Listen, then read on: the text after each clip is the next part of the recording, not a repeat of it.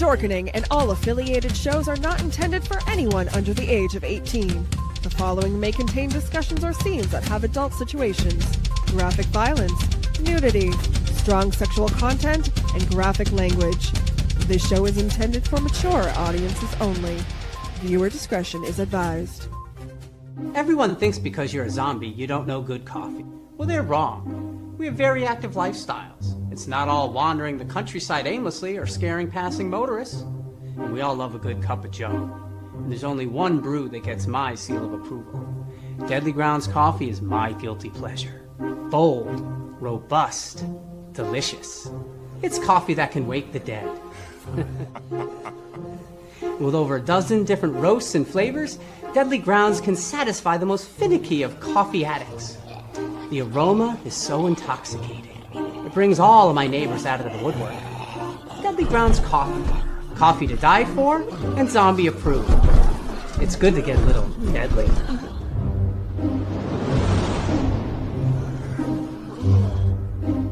Use the front door! Oh, they're so disgusting.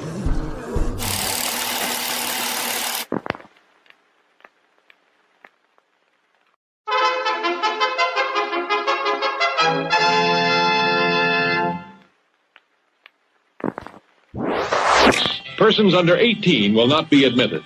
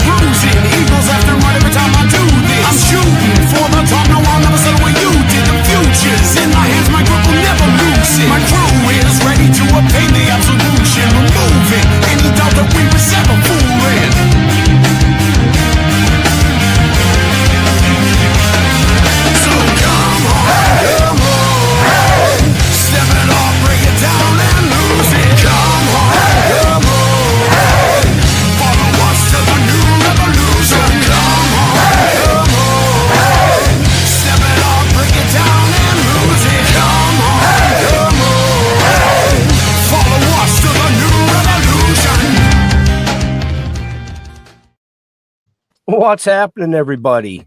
Welcome to another kick-ass episode of Still Toking with. You know who I am, I think. Well, if not, my name's right there somewhere. Anyway, the man that always brings flash to flashy, Mr. Jeffrey Mark. Top of the evening to you, everybody out there, and to my boys and girls. Hey, I'm excited about tonight's show. Many years ago, did a series of specials about horror films and the places where they were made. And this is the first time I'm going to have a chance to talk with, at least on camera, one of the people who populates those films. So this is exciting for me. So all of you guys out there who love this genre or just love beautiful girls, you're going to have a good time. And I want to share this good time with the other Jeff Holman. How are you, boy? I am doing well. I did want to say that you posted this picture and asked people to find you. Yes, sir. What's this? Find fucking Waldo or something? I mean, and the problem is it was a black and white photo. Right. So I couldn't see your bling, dude. Well, bling don't show up in black and white. That film, so guys, what he's talking about is a photo of me and 100,000 other people in a protest march from the 70s. And I'm really right up front there on the left, and no one can figure it out because there is no bling. And I'll give you a hint. I don't have a beard, but I do have a mustache. Oh, you're that dude? I was a teenager. You're that dude? All right, listen. All right, let's get it on. Yeah. I'm looking forward. I've seen so many of these movies that she's been in. And I'm kind of blown away that we're actually going to be able to sit and chit chat with her. Let's bring her right in. Sarah French. Hi. Welcome to the show. Guys, I got to say, killer intro. I love it. Thank you. Most people Thank say you. it's too long. I mean, actually, Anson Williams said it was longer than most California wildfires. So, you know, or most show business marriages. right? Oh, Right? Yeah. It's actually longer than some of the showbiz episodes that are out too. I'm just gonna say. Right. I can see that. Wow. So you're in LA, right? Yes, I am. And it was a dreary day, but now the sun's finally starting to come out. So it's so far a great day in LA. Likewise here in Palm Springs. Ah. Yeah, we're in Massachusetts. I want to stay as far away from LA as possible. I love Massachusetts. I swear I've been on this show before. You Haven't were. Yes. Yeah. You came on this show. You This was a few years back, I think. Garo? Yeah. Is it Garo? Yeah, Gato. Yes. Was Gato. it for Automation or Space Wars? Space Force. Ah, yes. Okay. Yeah. And Sarah, you should know that's a very rare privilege. These guys and I now almost never have anyone back a second time. That makes you special. Well, I feel special. Well, thank you for having me. It's all Jeff Holman's fault. I requested it. You gotta get Sarah on the show. I'm like, yeah, I did. I missed that show for Space Wars. I think I was in New Hampshire on vacation. Right. Yeah, Jeff and I stay in contact online, so that definitely Oh, I'm helps. sorry. Gee, I can't imagine why he's staying in touch with you. Yeah. Good heavens, girl, you are beautiful. All right, She so sees let pictures me of get my this straight. snake, and I see pictures of her snake. That's kind of ass Yes. backwards, isn't it? You know what's funny? I was gonna bring Eden. I got on it, Jeff. today. I was gonna bring her on the show, but I just fed her 2 days ago, and she has this crazy feeding response. And so she was like, when I was like getting towards her, she was like in attack mode. So I was like, okay, I better leave her alone. So to clarify, Jeff, you and I do a lot of touring, and you have 2 stalkers, legit. So now you decided to stalk Sarah? Is that how it's working here? Just No, not at all. sure. I would never admit anything like that on a public platform anyway. You gotta keep it secret. That's what stalking's all about. You gotta keep it on the down low. Right. No, I mean, I'm a horror movie nut. I'm just busting your ass. I know you are. I love all horror movies. All of them. And Ben, I think you misunderstood. He's not stalking Sarah. He wants to show Sarah his stock. It's a different use of the word. Oh, See? my There bad. you go. My bad. It all makes sense now. Of course. I see how it works. Hey, I didn't see a bus go by that you could throw me under. But I'm sure there's one right around the corner.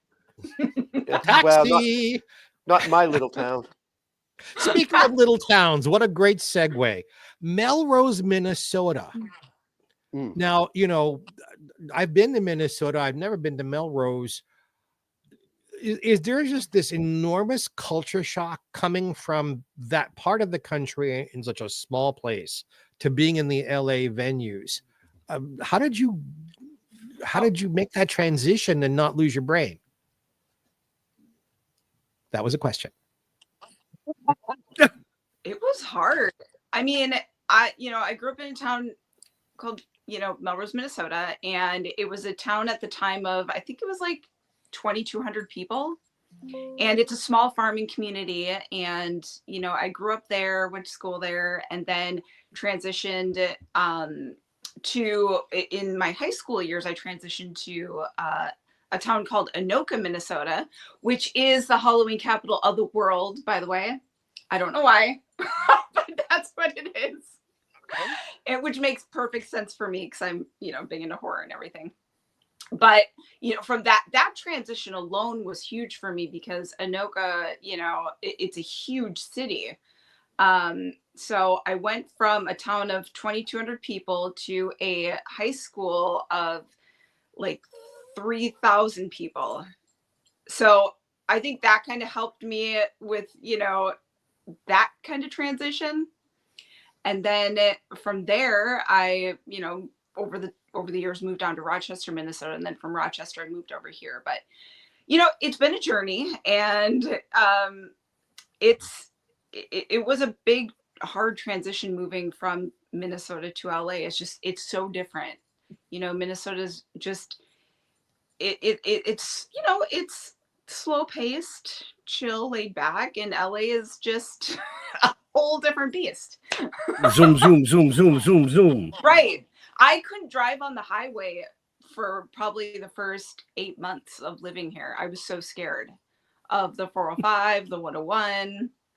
Everything you've heard about LA is pretty much true. Don't you have a lot of lanes you can pick from, though? 6 You each do, way. but it's all congested. Yeah, well. Okay. Yeah, but Coming from New York, I didn't even own a car till I was 30, out in Los Angeles. The very first day I had to drive on the freeway. And I went, well, I'm either going to get killed or I'm going to learn how real fast. And knock on wood, I learned how real fast. But it's Right. frightening. It is, right? Frightening. right. When you're driving in Minnesota, the things you have to worry about are deer and other animals running in the road, ice, things like that. It's not, you know, the crazy traffic that we have here. It's very, very different. But I also forgot to mention, I did part of my childhood, I grew up on a farm too, a dairy farm. Oh. So that's, you know, part of it. Nope. Like, I'm all of not it going too. to say it. I'm not going to say it. I'm not. So that's the other side of you. Ah, good one. But Yeah, I bump. said it. Makes me wish I had one of those soundboards right beside me to go wah wah wah. Right. I think Right. I'm really grateful that I was able to, you know, part of my childhood grow up on a farm because that's really where I learned my work ethic. You know, living out here in LA and being an actor, you have to have really great work ethic or you're not going to make it. Well, especially the kind of films you do. People don't realize horror films are so physical. Oh, Take yeah. so many hours of makeup and cost. It's maybe one of the hardest genres if you're an actor to be in, because it's constant. It's like being in Los Angeles on a freeway making those Right. kinds of films. Yeah, it's very physically demanding and also mentally demanding. And you have to be both physically strong and mentally strong to be able to do this kind of work, for sure. Now, you do all your own stunts too, right? Yes. Yes. I love doing stunts. I say light stunts because if I say stunts, then people are going to want to throw me out of a car or something. I don't want to do that. But I do like doing my own as many stunts as I can. And because I'm strong, I can handle myself. And I know, you know, the basics of like falling and things like that. And, you know, I work out a lot. I'm very physical. So I can handle a lot of that. So I do like to do my own, you know, regular stunts, but I also like to do fight stunts as well. Like in Space Wars, I do all my own fight choreography and stunts in that as well. Did you have dance training or some sort of karate or anything like that to prepare you for this? No, but I've just always been, you know, health is like, you know, key for me. It's always been a part of, you know, since I got out of high school, I got big into physical fitness and things like that. And it's always been a, you know, an important part of my life. And which has followed me into this career. Like, you know, we said you have to be healthy and and strong and fit. I mean, you know, you see people that don't have that kind of mentality, and that's fine. But for me, like, that's an important part of, you know, who I am and what I do, and, you know, just my everyday lifestyle. But no, I never did any of that. I wasn't really big into sports. I mean, I was a goth kid. I was quiet. I was shy. I had black hair. You were goth on a farm? No, that was not. How's that This was work? my high school years. Oh, okay. I was gonna say, how's that work? Yeah, right. So yeah, it's been interesting, that's for sure. But yeah, so is it true that there was a little bit of transition time there where you were going to college for criminal justice work?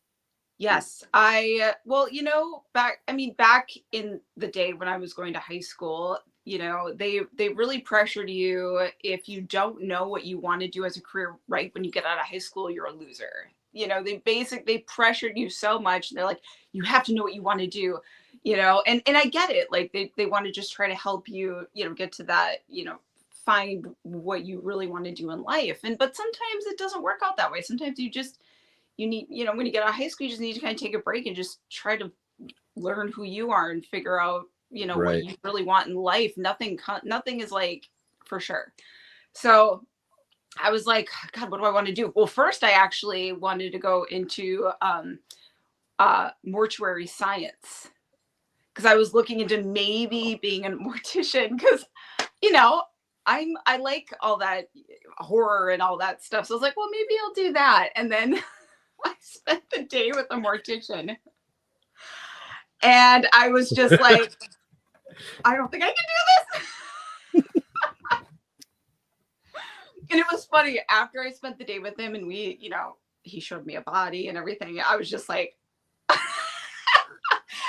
we went to Perkins afterwards and had lunch. So yeah, right.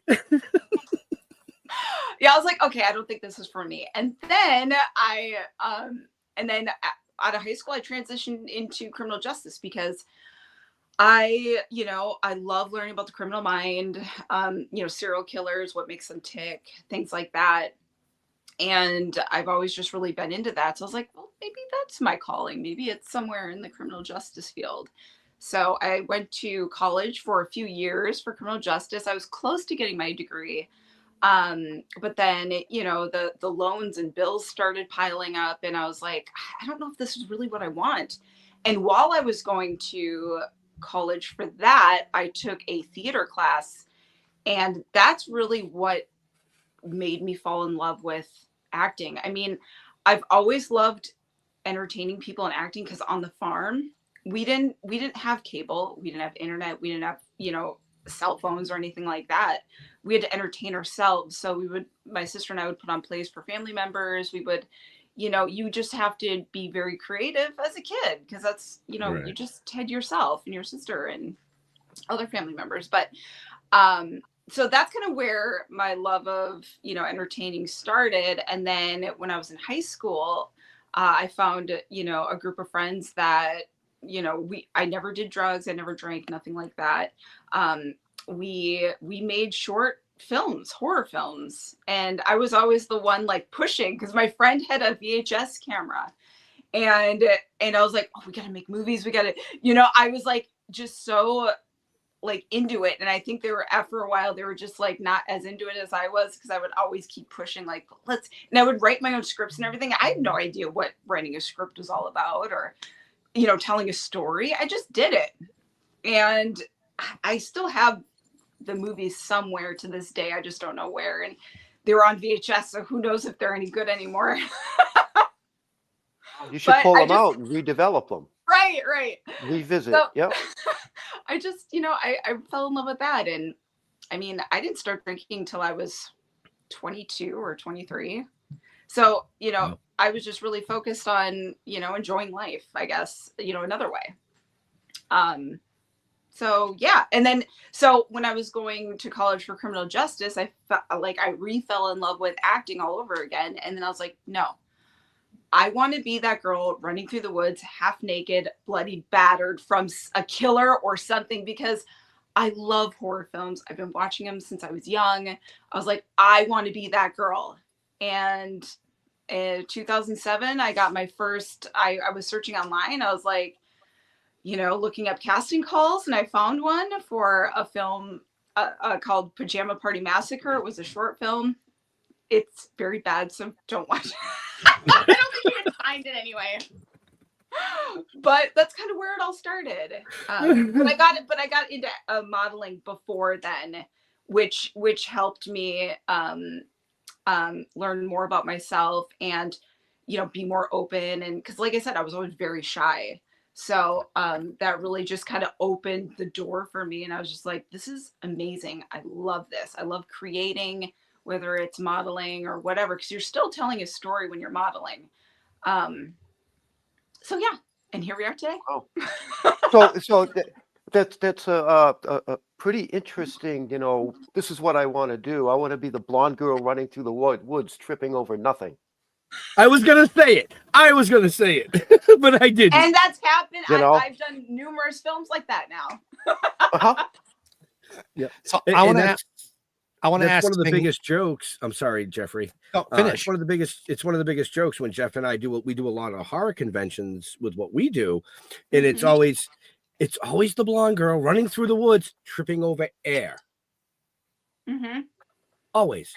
But I mean, you got to kind of make it look like you're tripping on something. Right. That's what I try to do anyway. But in the continuity of films, which we all kind of know, when the camera pans down because you're on the ground and it's just all flat, you go, okay. What did they trip on? Like, what did she trip? She doesn't even have shoes on. It wasn't even a shoelace. Like, what's going on? It kills me. But now that we ruined it for every horror geek out there, because they're all going to start looking for that. Right. No, if they're not totally into your character or the movie and they're looking for reasons to nitpick it, then you already lost them. So right. True that. It's like they should be so just into the movie and not looking at all the little things. Oh, that wasn't a spot on her before. Now it's on there. You know what I mean? Yeah, it's like just nobody in their right Guilty. mind would go in there. Why would you go in there? Guilty. Right? So the question I was going to start to ask. This is a serious one now. Uh-oh. I not a difficult one, just a serious one. Meaning, I'm asking respectfully. I've been in the business a very long time, and I've done tons of wonderful actresses. Almost all of them, when they've needed to do nudity in a film or on stage, even I've never heard anyone say, "Sure." I've heard, well, if the script needs it, or if the job depends on it, but I won't do this, and I won't. I hear all of these rationales, but why what they're about to do, they're not really doing it, but they're doing it anyway. Your attitude seems to be cool. How did you come to being so comfortable with that? Because there is an entire bunch of folks around you making a film. It's a whole crew there watching. And all your publicity, so we'll see if this is really true, is like, cool, let's do it. How did you get there? Well, I mean, I'm just very comfortable with myself. I've always been comfortable with myself. I don't know. When I first got into modeling, it was like my second time modeling. It was with a Playboy photographer. And I was just, I liked his work, and I was like, I want to do that, and there's just, the female body is beautiful, and I'm not ashamed of it. And I think, there's so much taboo out there where like, oh my God, there's nudity. We're born naked. We're born naked. It's like, if you're comfortable with it, what's the big deal? Back in the day when I would do nudity in film, I was like, yes, let's do it. I'm cool with it. And I'm still that way, but it needs to serve a purpose within the story, within the movie. And if there's a reason for it, great, and not just to show, boobs or whatever. Right. So yeah, so I mean, for me personally, I've just always been comfortable with myself, and I have absolutely no problem with nudity. And if you're very comfortable with it and all that, what's the big deal? Just make sure you get paid for it. Don't do it for free. And full transparency, I did an off-Broadway musical called The Greenwich Village Follies that was partially nude. I think if I had been like a sex symbol type of part, I don't know if I would have been, but I was a comedian. So, Jeffrey Mark tap dancing naked while he's singing a funny song, while everything's jumping up and down while I'm, that I was comfortable with. I am never going to get that vision out of my head. I don't know why you even put the vision in your head. He just did. Got me. Boys, I was very popular. So, it worked well. It worked out well. Ugh. But if I would have been playing a dramatic part, I don't know how come, like when I saw Equus on Broadway and the main people are naked, it's like, I told them backstage, I don't know if I could do that. So I respect someone. That's why I said this is a question of respect, who is that comfortable and doesn't make a big deal and doesn't make a drama out of it. Just let's get this job done. I appreciate that. Awesome. Yeah. I mean, it's you do what you're comfortable with. And if you're not comfortable with it, don't do it. I mean, it's that simple. Well, and if you feel forced to do it, it's not going to look natural either. No, God, no. And you can tell, like, and for those like actors that, are watching this show or people that want to get into it, it's, you have to just be comfortable with it. And if you're not, don't agree to do it, and don't agree to do it and then get to set and not do it. Absolutely. I have done that once, but that was, there was reasoning behind that. So, whatever, but just don't do that. Cause there's a reason why that, you're getting nude, for your part or whatever. So don't agree to do it and then not do it. It's just not proper. These days, we've been belaboring this running naked and that kind of stuff in these kinds of films. These days, is it still done on location or is it mostly green screening these days? Oh, it's all on location. Oh yeah, always. Unless it's like a huge budget film. Because doing green screen is so expensive to do it right. And it takes so much time. I mean, Space Force Quest for the Deep Star, for example, we're in space. So a lot of that's green screen. And, that's why it took the film so long to come out, because it took us a long time to get it right. So yeah, so with any sort of green screen stuff, the more you can do practical, the better. And that goes with anything. Effects, special effects, things like that. The more you're into the natural element, and a real setting is just so much better in general, unless you're like in a Marvel movie or something like that. Oh, and they ask, can afford a really great green screen. I'm going to kind of change the subject a little bit here. Are your earrings clip-ons? Yes, they are. I want them. Well, yeah, because I have. No piercings and no tattoos. You don't like needles. No. I actually I went, because I did my yearly exam and I got a blood test like a few weeks ago, and yeah, I was close to passing out. Isn't that funny? I do horror films.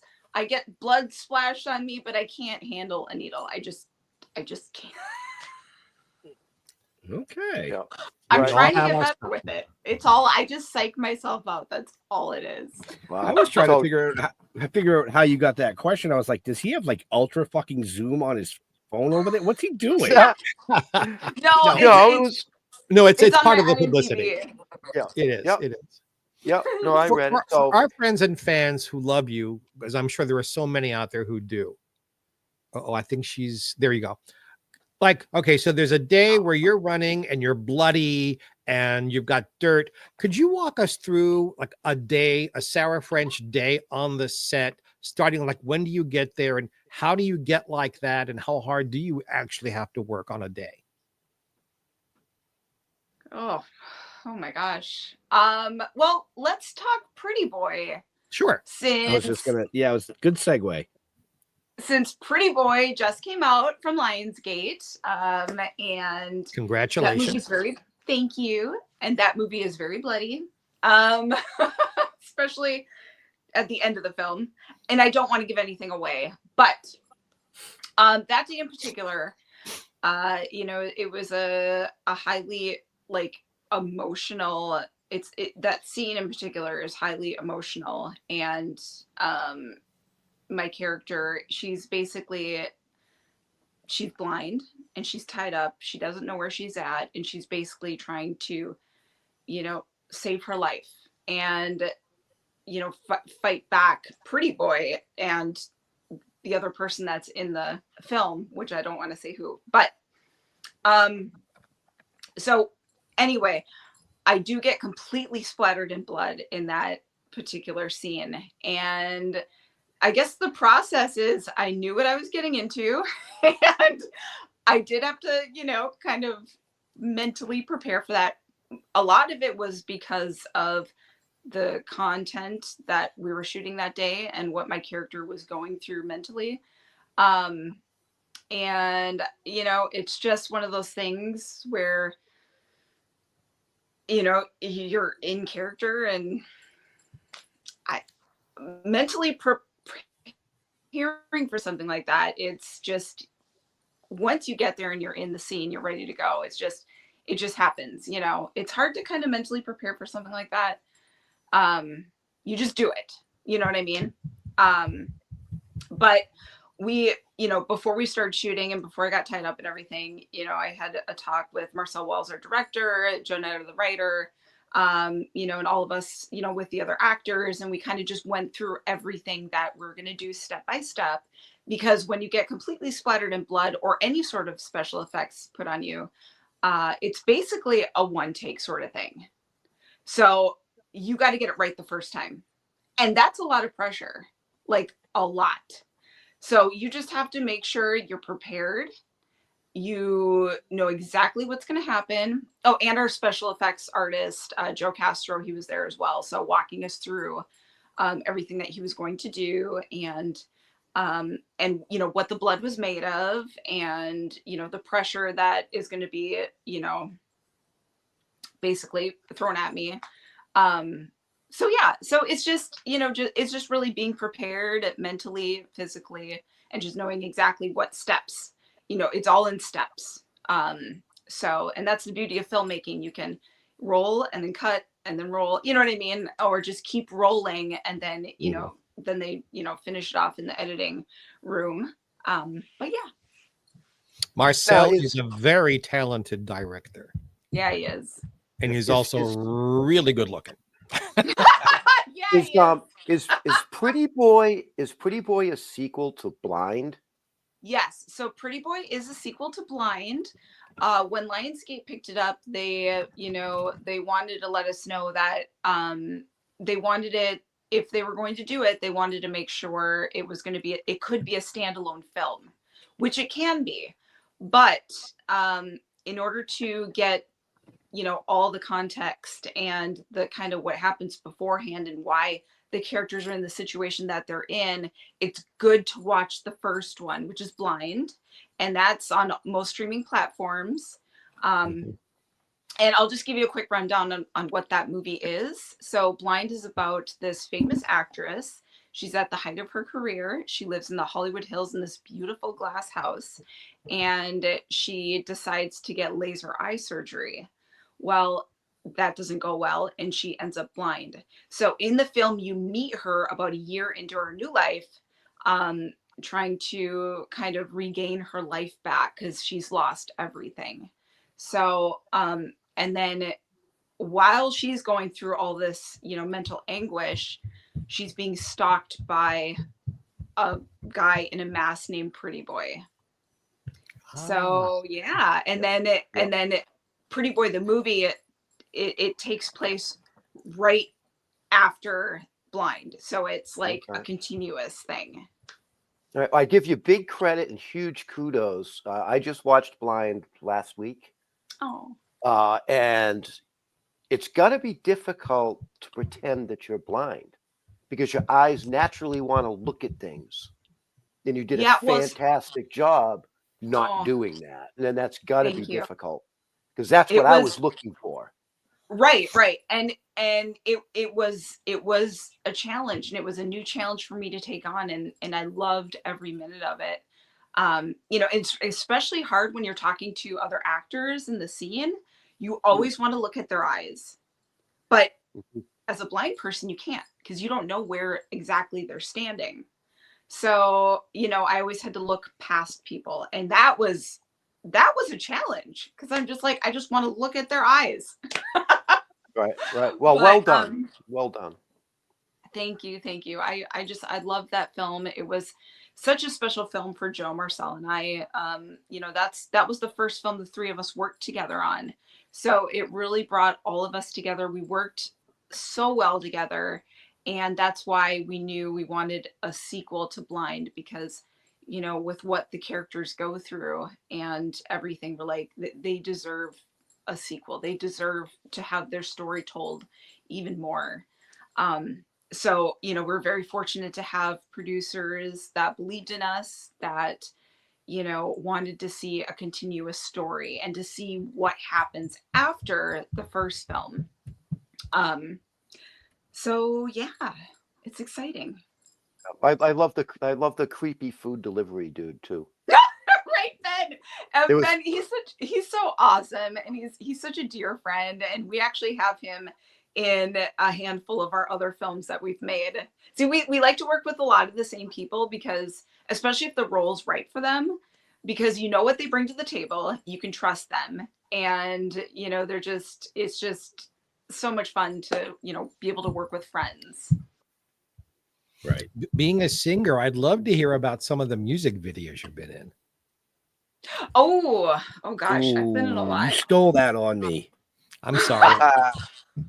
I mean, she's been in AC/DC videos, Killswitch Engage. Yes. Killswitch Engage is one of my favorite bands, and I got to be in their music video, and I was like, this is heaven. Did you like go? Ah! Well, it was within the music video, it's a story. So the band wasn't there. They were in the East Coast, because that's where they're from. Yep. And so we shot basically the story in LA, and then they incorporated it into their set as they were shooting their own stuff. But yeah, I did that one. I've done a few Twisted music videos. Mm-hmm. Oh gosh, what else? Oh, there's a bunch more. Detuned Kites. That one's more of like a rock video from Minnesota. I did, oh gosh, they're on my IMDb, most of them. I mean, I've done, it's hard to keep track of all of them. So just real quick for everybody watching or listening to us later, blah, blah, check the show notes up above or down below, depending on where you're watching or listening, and you can find out all that information. Everything that we've been talking about tonight, from Pretty Boy to Blind to the music videos, it's all in the show notes. That's all. I just had to interrupt everybody for a minute. Wow. That's your like job. A public service announcement. Public service announcement. Yeah. All right, so I'm going to throw a name at you. Child's Play. Oh yeah. Tell me about how that influenced you. Well, when I was 5 years old, my grandma was babysitting my sister and I, and my mom was, you know, she still is, she's pretty religious, and we lived across the street from the church that we attended, so we would, you know, go to church every Sunday. And she was actually one of the teachers at the church as well. So anyway, my grandma was babysitting us. She brought us to the video store, and my sister and I were able to, pick out a movie that we wanted to rent. And I saw, I think it was a new release, the Child's Play cover. And I think that was the one with the apartment building and then Chucky looking down. Or was that the second one? Wait, no. Yeah. I think it was that one. Or it was his face. I can't remember exactly which one it was. I mean, this was so long ago. Anyway, so we talked to my grandma into renting Child's Play, and I'm sure my grandma knew exactly what she was getting into. And I'd like to say we tricked her into it, but I'm sure she knew, and she was just like, oh, I'll just, because grandmas are cool like that. And we watched it, and I literally just fell in love. I was scared to death. I was, terrified of my dolls for the longest time, but I loved that feeling of just being scared. And I was like, oh my God. And at that point, my sister and I were like, we got to rent more. We got to rent more horror movies. And back in the day, VHS covers, like that is what sold us. I miss those days of, going to the video store and, getting 5 movies, 5 nights, $5. You know what I mean? Yep. We used to do that all the time, Ben. Oh yeah. Yeah. We had a video store. We had a video store literally what was like 30 steps from our houses. Jeff lived next door to me. Right. I grew up living next door to him, and we literally once a week would walk down to the video store. Oh, Faces of Death. Yep. Okay, let's get those 3. Right. Make them die slowly. Yep. Oh, yep. The Mutilator. Oh, yep. Let's watch. And we just. Right. Wow, that one was good. The Chucky movies are so iconic that so it's multi-generational. How do you know this, Jeff? Mm-hmm. I was on set once, so I told my then 12-year-old grandson, well, he mentioned the movie. I said, well, I know Chucky. I've held Chucky in my arms. He ran screaming out of the room. He was afraid of just the concept that his grandfather held Chucky. It's so iconic for people. I'm not surprised that it affected you that way. Didn't the actor that played Chucky just pass away? Yes. I think I just saw that. Yes. Right? Yes. Yesterday? I forget his yesterday. name, but yeah, it was like a week ago, I think. Was it? It was within the last week. I know that. Was it yesterday? No, I saw it. I saw it yesterday, but I'm not online a lot. Yeah. So. Yeah. Well, yeah. I mean, the horror genre is just really kick-ass, no matter how you look at it. Whether it's the films, the actors and actresses, the fans, the events. You laugh, but like you've met my granddaughter, Jeffrey Mark. Yes. Lila. Well, one of my granddaughters that's been on the show, and Jeff knows my granddaughters, but we bring them to horror events, conventions. Like my family will come visit us, and they get to meet all these really cool people. The last one we were at, my 2.5-year-old granddaughter Lila saw a Chucky doll that was 3 times the size of her that somebody else had, and she literally went over and tried to take it from them. That's because we're talking about Child's Play and Chucky. It's something about that doll. My other daughter is a huge Chucky nut, so she has some of the dolls. But it was hilarious to see this little 1.5 tall kid trying to grab this 3 tall Chucky doll. It's blown up over the years because of the TV show, and the TV show is so good.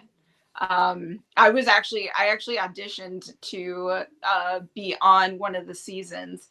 It was actually one of the movies, the newer films, but I didn't get it, obviously. But just to have that option of being able to audition, but I was hoping to get on the TV show, but unfortunately it's no more. But now, do you have a favorite horror actor or actress? Ooh, that's a good. There's a lot of them. I really, as of recent, I'm really a big fan of Mia Goth. Like she's really, blown up over the last, handful of years, and the newer wise anyway. But older wise, I would say, not older wise, but like back in the day wise, I would say, I love obviously Jamie Lee Curtis.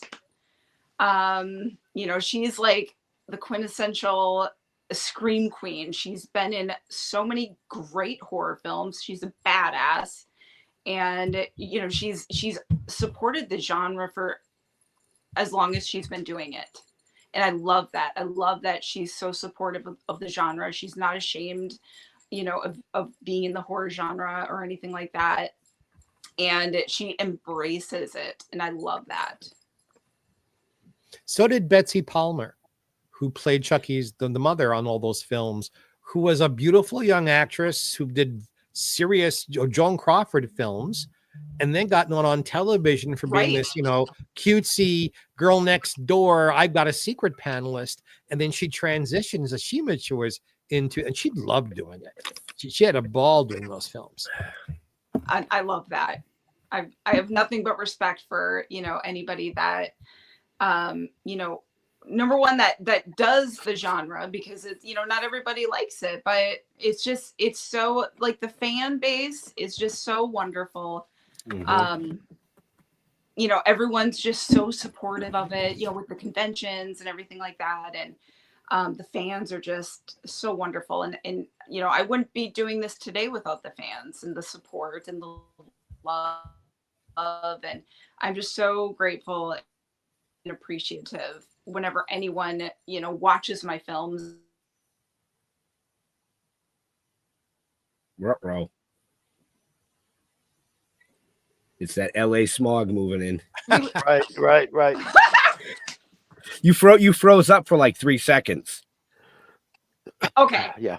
That's okay. So yeah. Well, yeah, no, because it was actually a good shot. It wasn't like you weren't like, you look beautiful. You look beautiful. Yeah. Frenchie, So, was there a classic, since that's more my stuff, a classic actor or actress who either inspired you or who you took from as part of your, like, this is someone I admire? Oh, are we good? Yeah. Yep. Did you hear the question? I did not. The question was, is there a classic movie star who inspired you or you adored that's part of what you do today? Oh gosh. Yeah, I mean, the one that comes to the top of my head, I would say, is actually Cassandra Peterson. I love her. She the Elvira, persona was so wonderful. She's been doing this a long time. She was a showgirl, and she got into acting and just, I don't know. I would definitely say Cassandra Peterson is one that's inspired me and has always been, so wonderful to the fans and the genre, and just, she is one sexy mama. She put the sexy into horror. Are you kidding Right. me? I agree. Exactly. I love that. I agree. Yeah. Nice. I think that, people either like and love horror or they don't. There's no middle ground when it comes to, horror films, not in my opinion. Nope. And I think that is a direct result of what they watched for their first horror movie. Because if you didn't like your first horror movie, it turned you right off. That's just what I think. My first horror flick was The Hills Have Eyes, the original one. Mm. That was a midnight screening back in 1976, I think it was. And I've loved it ever since. You said 1976? Yeah. Ooh, that's a great segue into a film I have that's going to be coming out this summer called Brute 1976. Yes. Yep. And Yep. that film, it's very Hills Have Eyes, Texas Chainsaw Massacre, Mm. you know, the grimy, the gritty, the dirty, you know, creepy horror films that we grew up loving. And that one's also produced by my production company, which I haven't mentioned yet. Well, why not? We're just on a great chat of all sorts of stuff today. But after Pretty Boy, Joe, Marcel, and I, we worked so well together, we decided to start our own production company. So, you know, as the saying goes, if you want something done, you have to do it yourself. And we weren't, true. you know, we weren't getting good, you know, too many good things happening at the time here. We're like, you know what, let's create our own thing. Let's do our own thing. And, you know, make our own stories come to life that, you know, if nobody else wants to do them, we'll do them. And so our first film is a film called That's a Wrap. And that one's a very kind of 90s scream style, you know, beautiful pinks, you know, pink, red colors type of film. And then after that one, we did Garden of Eden, which is going to be coming out June 20th, which we can talk about here in a minute. And then Brute 76. Wow. Now That's So, a Wrap. That's a Wrap is already out, right? Because I think I saw that Yes. on Tubi, I believe. Yes. Yes, it's on That's a Tubi. Wrap is out, and Yeah. it's on most streaming platforms. And we're very, you know, happy about that one. We're trying to get a physical media release for that one because that one only came out digitally. So we're big into physical media and, you know, stuff like that. Like, we love it. And there is you know, people out there do love it too. They still love collecting things like that. So we want to try to do that as well.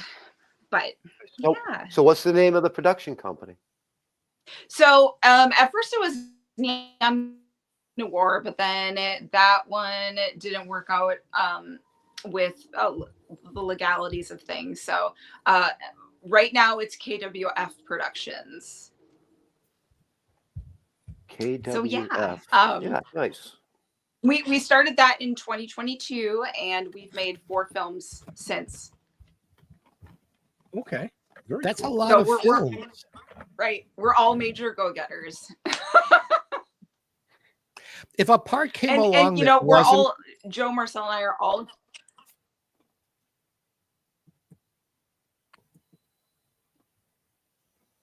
Did we lose Freezing her up a again? little.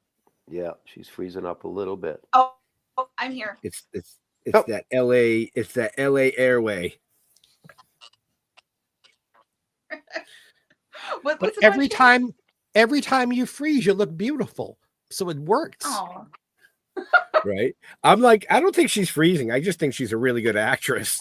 She's like, watch, I'm gonna fuck with these guys. we'll go with that.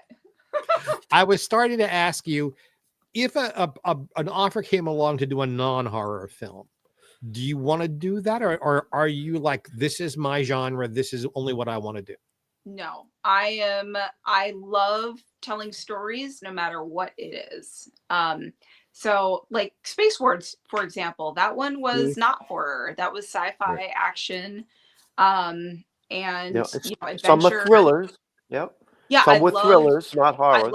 I love thrillers. I mean, Blind, for example, that one's more of a drama with horror elements than anything. Mhm. So as long as, you know, it's a solid script, I love the character. It, you know, it challenges me. Maybe I've never played it before, you know, and it has a great, you know, business plan behind it. I am all ears. I'm not opposed to, you know, anything really.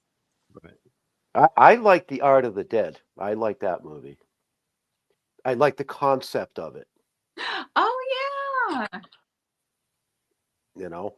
Yeah, that one was a lot of fun. I had more of a smaller role in that one, but that one was really well made. I did that one in Vegas with the Mahal brothers, and yeah, it was really good. Tara Reid was in that one. Richard Grieco was in that one. So it was really great, to A work great with those cast. guys. Oh, yeah, it was a Yeah. great movie. Mhm. The concept of it is what got me, with the paintings all have their own meaning and everything. Yeah.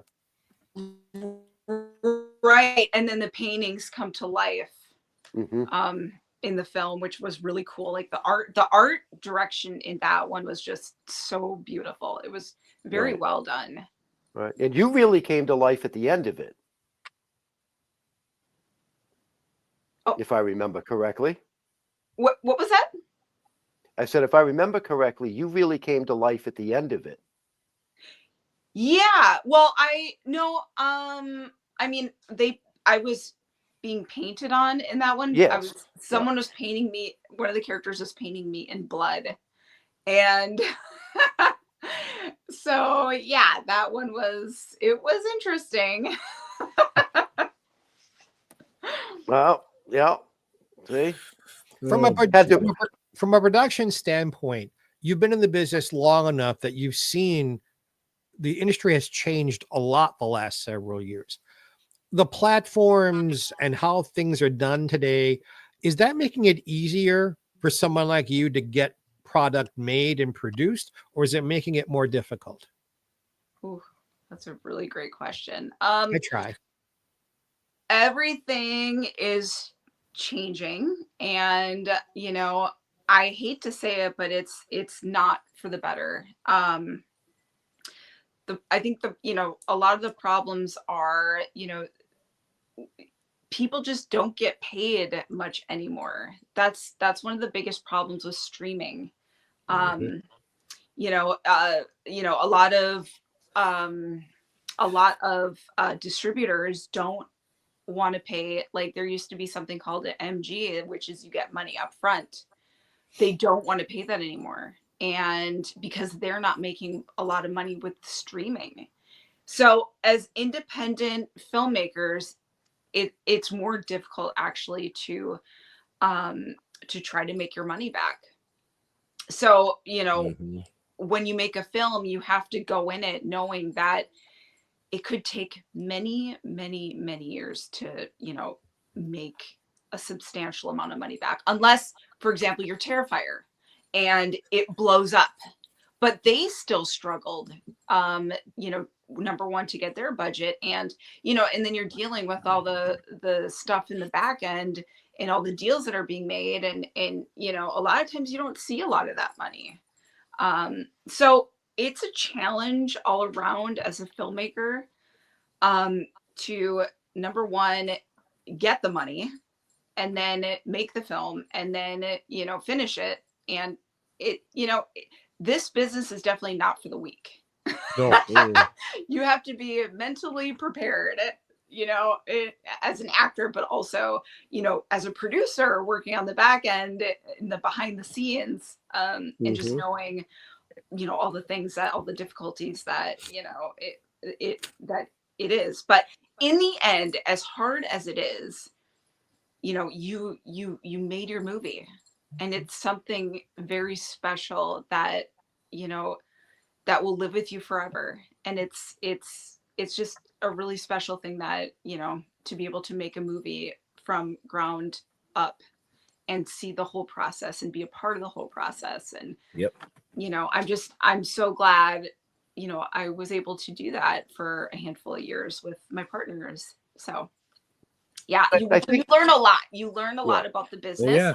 and you Yeah, learn I a lot think- about a lot of good things. But then, there's also bad things. But you just got to look at it in a positive light overall, because in the end you get to make your movie. So Right. And I think that there's so many independent filmmakers out there today that a lot of very, very good films are just getting lost in the shuffle. right.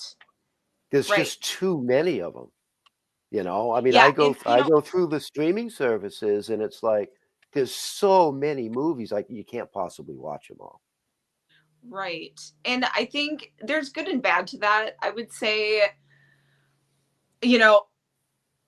anybody can make something and put it on streaming, like, but Mhm. make no money off of it. Like, anybody can do that. but it's almost like there should be, they should have certain, you know, Criteria. I don't want to, right. I mean, I don't want to sound like a dick or anything, but it's like, or else it just gets over, there's just too much out there, and a lot of it's not good. But, more power to everybody that wants to create. I mean, really, it's just, the way to get past that is to have a really good, is to get a really good distributor and to get good promotion going on. I was going to say that's the biggest thing is promotion. Yep. Good marketing.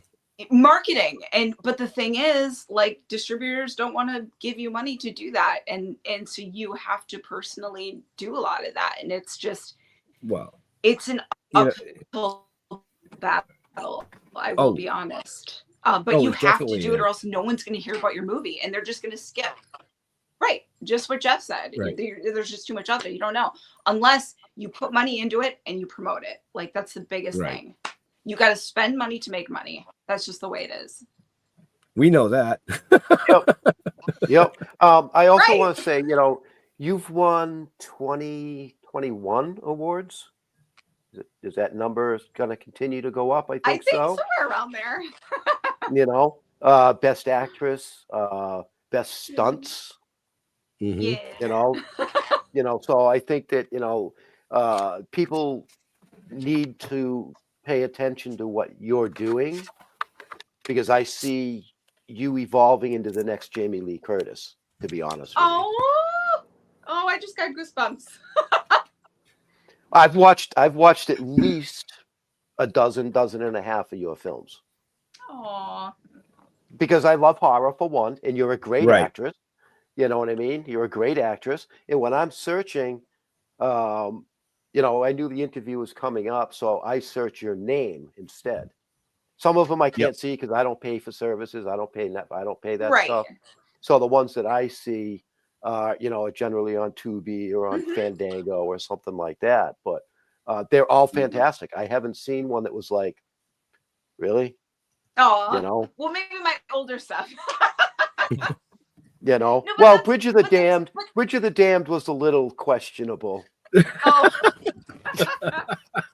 No, but that's the thing. Like, as an actor, you want to keep evolving and keep getting better, but not just that. You need to, keep, like, focus on doing better and better projects. That's one of the biggest things for me is,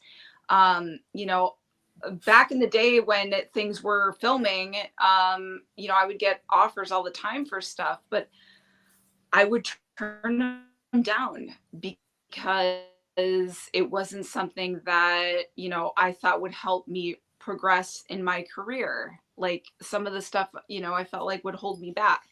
So, I'm very picky and choosy with the roles I take and with the people I work with, because, you have to be. Back in the day, I would do anything and everything I could just to get credits, just to build my resume and learn and grow. But now I'm picky with what I take. And as an actor, as an artist, you should be. It's okay to say no. And it's okay to, focus on what's going to better your career. And, a lot of times people are okay with it. And other times they're not okay with that. They're like, oh, she's so stuck up. She thinks she's better than everyone. No, I'm doing this for me. You know what I mean? I'm on a certain path and I need to focus on what's going to help me grow. And that's just the way it is. And that's okay. And look at that, folks. She still agreed to come on the show. Right? Of course, you guys are awesome. Yeah, I had to PayPal her $50, but well, that's the cheapest one so far. Then I was going to say you paid me $75, so there. Woo! Yeah, that you didn't go away after. I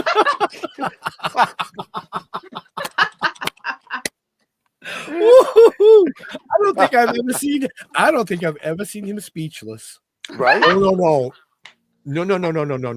I am not speechless. I'm choosing through the 75 comebacks I've got waiting for him. They will be lurking in his future. Yeah, I'll Right. get it in my inbox later. I was just gonna say that. When the show's over. Yeah. Don't open that email. Oh, too funny. Oh, Wow. Christ. Sarah, you are delightful. Oh, you guys are so awesome. A delightful, delightful guest. Truly. Oh, absolutely. So we are a little over time, which is fine by us, but we don't want to keep you all night, even though we could probably do this for another 3 or 4 hours easily. Right. And still not go anywhere and say anything, so it doesn't matter. But Well, before we get off, everybody please check out Pretty Boy and Blind. Both are now streaming and available. And also Garden of Eden will be out June 20th. It'll be on most streaming platforms with a DVD and Blu-ray to release soon after. And then also Brute 1976 is coming this summer. So get ready for a bloody, beautiful summer. This Lots to woman follow. works. Yep. right. Yeah. So- We gotta let Jeff know. Try and get her out here next September for his Vermont paranormal Sci-Fi. and horror con. Yeah. Well, you know who else would be why am I drawing a blank right now? The guy in Maine. Oh, Jeff Fulp. No, Jeff Fulb's Vermont. Yeah. That You guys guy's will name work is- this out. You'll work this out between you. The guy's name is Jeff. Oh, it is.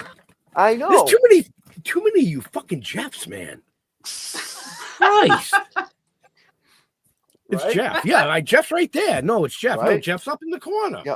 So speaking of that, do you have any appearances coming up, Sarah? You do conventions, I would assume, right? I do, but nothing as of now. But I'm, like I said, I'm not opposed to it. So Okay. Well, You should definitely be doing the Hollywood show. I'm surprised they haven't just begged you to be on that. I don't know. I don't know. well, I'm gonna start throwing your name around. So We got Aw. to get her a good booking agent for conventions. I mean, we'll see how these, if we get really good buzz with these movies that are coming out this year, then I think, because the goal is for people to come to you. And so if we get really good buzz, then hopefully they'll come to us. So we shall see. So with that, Jeff Homan. Actually, let's go to Jeffrey Mark. We'll I end knew. with Jeff. All right. He's going to ask me, do I have one last question for you? I do. It's a compliment, but I'm asking for a real answer. Oh. The camera just loves you. I mean, there are beautiful people, male and female, who look gorgeous walking through life, but the camera goes, eh. And there are other people, the camera goes, oh, yeah. So the camera goes, oh, yeah, about Sarah French. Now, because I'm going to ask you to actually, how old, when in your career did you know that? Because you have to know that, because you're a smart lady and you know what you bring to the table. When did you figure out how much the camera likes you?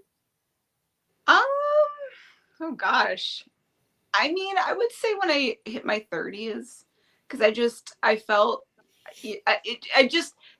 a lot of it is all about confidence. And, the confidence that you have, you bring that out, and that comes out when, you meet people or you're on camera or whatever. And that's, I think when I hit my 30s is when I really started to, I guess you could say, blossom, So last year. Okay. Sure. Yeah. Sure. So I'm gonna have to beg to differ with that, because you said back on the farm your friend had a VHS camera and you guys would love to make not on the movies. farm. That was high school. Okay, well, high school, which is still close to the farm days, folks. It's okay. It's the same area. Sure. But anyway, you knew back then subconsciously that the camera loved you because you were the one that always pushed to keep going with making movies. So maybe you just realized it in your 30s, but I'm going to say that it actually loved you from the start, which means you're just a natural at it. Aw. I agree. So, Thank you. Mr. Holman, any Yeah, last questions? I got one final question. Why did you kill Scarlet? Oh, that is a really great question. I get that asked not a lot, but often. So Scarlet Salem was my stage name, and I started that when I first got into modeling. Because my photographer, he was a Playboy photographer, and he told me, he goes, just so you know, all models and actors, they all have stage names. And I was like, oh, really? I didn't know what I was getting into, So he helped me come up with, the stage name Scarlet Salem, because, I was huge into horror films and everything. And I was like, I wanted to be horror related. So Scarlet is, the dark red color in, the old school coffins, and Salem, Massachusetts. So, but in 2011, I started taking acting more seriously, and I didn't want to be typecasted. So I decided to get rid of the stage name and just go with my real name. And Okay, that's done. the story. And Well, now I'll tell you can you- find her on all social media, folks. Well, I'll tell you, if you Google either name, you get the same results. Yeah, so you'll see my older stuff if you Google Scarlet Salem, but you'll see my newer stuff, Sarah French. But there's actually another Sarah French. Yes, there is. A journalist. She's a newscaster in the East Yeah. Coast. Yeah. Yeah. So you'll see, they actually did a news article on both of us one time, because people were searching for me and finding her. People were searching her, finding me. It was really funny. Well, I'll tell you, AI got But, it wrong. AI got it wrong because in the search, it says, Sarah French, journalist turned actor. Yeah. It does. And it has your picture there. I don't know. Come on, report the weather for us. So AI, It was cloudy. AI is sunny. is mostly inaccurate. Yeah, exactly. Don't believe it. So that last question actually threw me, Jeff, because normally it's like pizza, or animal or something. Well, I know she owns a snake. Yes. And I was really curious why she had to go and kill Scarlet. Okay. Okay. No, I'll give you that. I'll give you that. What's the name of your snake? What's your snake's name? Her name is Eden. And she is actually in the film that we did called Garden of Eden. Oh, nice. And that's actually why we got her. So we got her for the movie and kept her as a part of the family. There you go. Great. Sweet. So yeah, I'm good. Those are my questions. Yeah, I usually don't ask a last question, but I'm going to throw a last question that hasn't been asked in a while on the show, and that's one that our producer used to ask when he was on. We've learned a lot about you tonight, but what is one thing that nobody knows about you that you dork out about?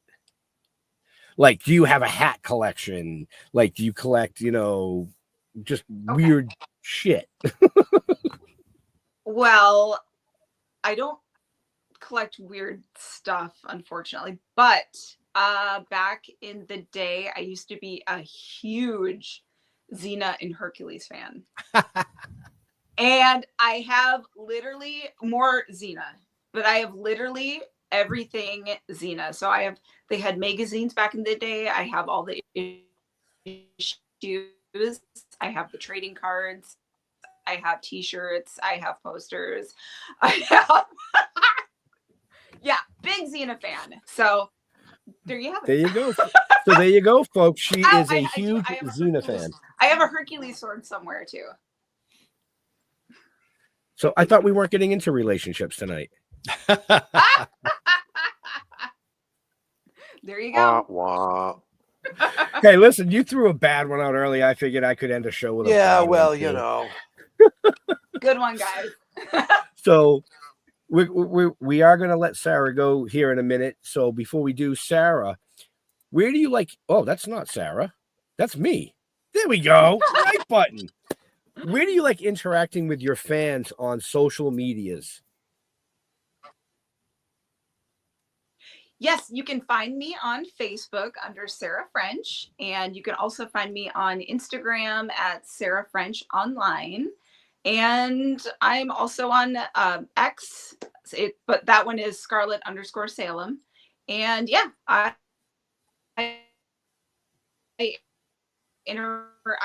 message. So if you ever want to see any of my newer work or work at all, just find me online. And also check out my IMDb as well. Absolutely. Jeffrey Marks, same question for you, my man. Facebook on Jeffrey Mark, the way it's spelled right in front of you. I'm on Instagram, Jeffrey Mark Showbiz, all together. I'm on LinkedIn, Jeffrey Mark, and that's a place I publicize our show on those 3 places. And I answer everybody who asks a question. I answer everybody. So I look forward to hearing from you, Mr. Jeff. And don't wait a minute. Don't forget that in the near future, Jeffrey Mark plays Ella is making a return, from what I understand. From an audio to a video, and we're going to have all new shows, and they're going to be spectacularly produced. I wouldn't Nice. put that, Yeah. Mr. Hoffman, Homan, whoever you are don't- tonight. I'm a Yeti. Just go to stilltoken.com, Token with the Dead on Facebook. All the rest of the links are there because I have CRS and I couldn't tell you what our Instagram is. I know I have an Instagram, but I don't use it. I don't know. Maybe it's I'm getting old. I can't keep up with this fucking bullshit. This X stuff. It used to be Twitter. What They the just fuck? released one the other day called K, and it links to StreamYard. I'm like, what the fuck is K? That's what I mean. They can't. KY. I don't know. That's the next one. Too greasy. I'm old school. Go to stilltoken.com. All our social links are there. Token with the Dead on Facebook. That's it. Follow our schedule. We got I think we got a couple of months off, unless something pops. Right now. But then we got back-to-back horrors, and looking forward to it. And give us a follow, give us a like. Wow. You done? Just curious. Yeah, now I am. Okay. Great. I'm just glad we're not on tour and I'm not sharing a fucking room with you tonight. Yeah. So, in all seriousness, we want to thank Sarah for coming out, taking Very some much. time out of her busy schedule to talk about Pretty Boy, the newer movie, Brute 1976, Garden of Eden, which are coming out in the near future. Blind. Watch Blind first. Go watch Blind first before you watch Pretty Boy. I recommend it. Are you done? Maybe. Okay. I'm just checking. But in all seriousness, This is the most Jeff has talked in 4 shows. He really likes you, Sarah. Woo! so again, we want to thank Sarah for coming out. Check the show notes up above or down below, depending on where you're watching or listening to us. You'll find out all that great information that we've discussed. You can see this replayed on all the platforms. You can listen to it on podcast this weekend. To all our veterans and first responders, we want to thank you for doing what you do so people like us can come up here and do what we do. Stay safe. We'll see you next week. We're out of here. Have a happy. So come on.